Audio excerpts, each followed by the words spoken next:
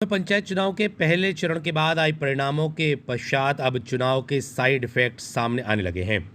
देश भर में प्रसिद्ध तीर्थ क्षेत्र दमोह जिले के बांदकपुर से पथराव और जुलूस पर हमले की खबर है और इस वारदात के बाद इलाके में रविवार की देर रात तक तनाव पस रहा। दरअसल बांदकपुर में शनिवार को आए चुनाव परिणाम के बाद रविवार को नवनिर्वाचित सरपंच सुनील डबुलिया ने विजय जुलूस और आभार रैली का आयोजन किया था।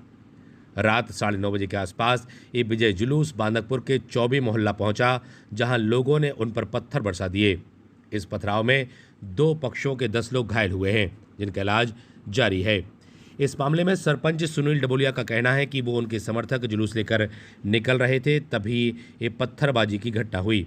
उनके साथ दलित समाज के लोग थे जिन्हें चोटें आई हैं।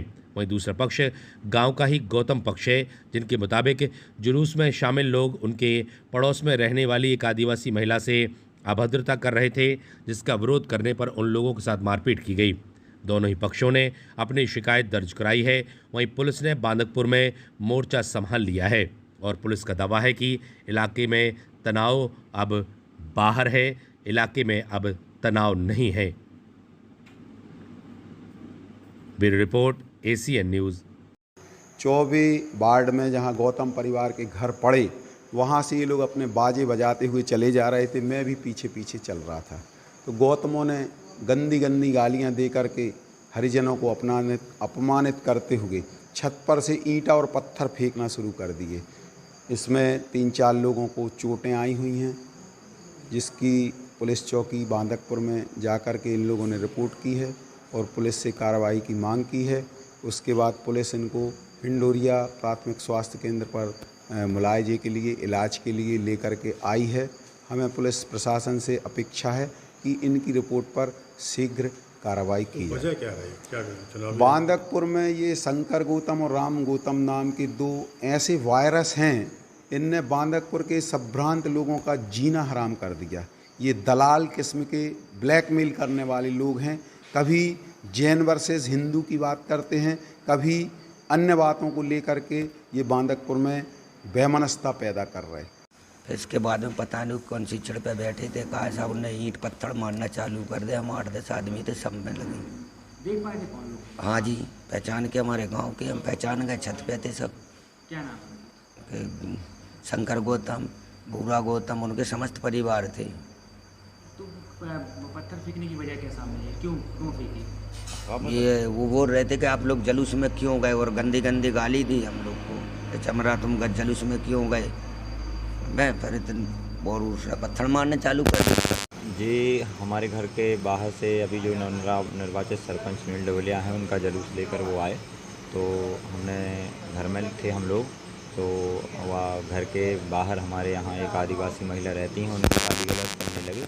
तो जैसे ही हमारे घर के कुछ सदस्यों ने बाहर निकल के देखा, तो गाली गलौज करने लगे हम लोगों को भी, और पत्थर मारने लगे हम लोगों के घरों में, सभी के लिए।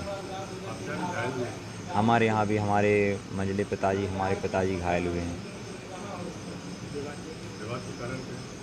वो विवाद का कारण, वो जुलूस लेके आ रहा था, घर के यहाँ से निकल रहा था और गाली गलौज कर रहा था।